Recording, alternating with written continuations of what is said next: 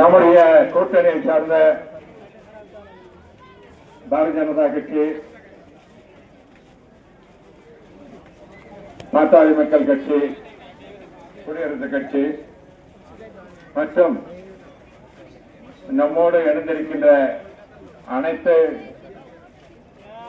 கூட்டணி கட்சி நண்பர்களுக்கெல்லாம் என்னுடைய அன்பான வார்த்தை தெரிவித்துக் கொண்டு அந்த கொடியை தயவு செய்து கொஞ்சம் நான் பேசும்போது தெரியணும், நீங்க ஆதரவு தரங்க எங்களுக்கு தெரியும், கொஞ்சம் கொடியை கொஞ்சம் தைரியம் தள்ளி வச்சுக்கோங்க. எல்லாரும் தெரியும் எனக்கு, நம்முடைய வன்னியர் சங்கம் பாட்டாளி கட்சி எல்லாம் தருவீங்க. நான் பேசுறது கொஞ்சம் தெரிஞ்சுட்டு பின்னாட்டுங்க வந்து கொஞ்சம் கொடி கொஞ்சம் தள்ளி பார்க்காம தெரியணும் இல்லப்பா, கொடி எல்லாருக்கும் தெரியுது, தப்பா நினைச்சுக்காதீங்க. நாங்க பேசணும், சைக்கிள் எடுத்துக்கோங்க, கொடியை சைக்கிள் மக்களை பார்க்கணும்.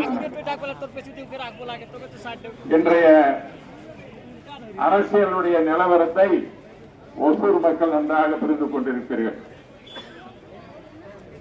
வருகின்ற தேர்தல் 23ஆம் தேதி சட்டமன்றத்திற்கு ஒரு நல்லாட்சியை தருவதற்காக நடைபெறுகின்ற தேர்தலாகும். பல்வேறு தேர்தல்களை சந்தித்திருப்பீர்கள். ஆனால் இந்த முறை நடைபெறுகிறது முக்கியமான ஒரு தேர்தல், நம்முடைய மான பிரச்சனை, உயிர் பிரச்சனை கொண்ட தேர்தலாகும் இந்த சட்டமன்ற தேர்தல்.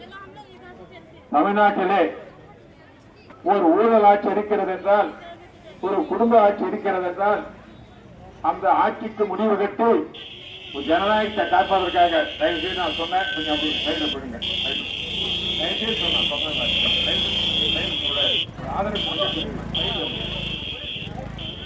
உங்களுடைய ஜனநாயகத்தை காப்பதற்காக உங்களுடைய அன்புள்ளங்களை எல்லாம் நாங்கள் கேட்பது, நம்முடைய கழகத்தினுடைய பொதுச் செயலாளர், ஒரு விவசாயி, உழைப்பாய் உயர்ந்தவர், புரட்சி தமிழர் எடப்பாடி பழனிசாமி அவர்கள் மீண்டும் தமிழகத்தினுடைய முதலமைச்சராக வரும் என்பதற்காக நடைபெறுகின்ற ஒரு தேர்தல் என்று மறந்துவிடாதீர்கள்.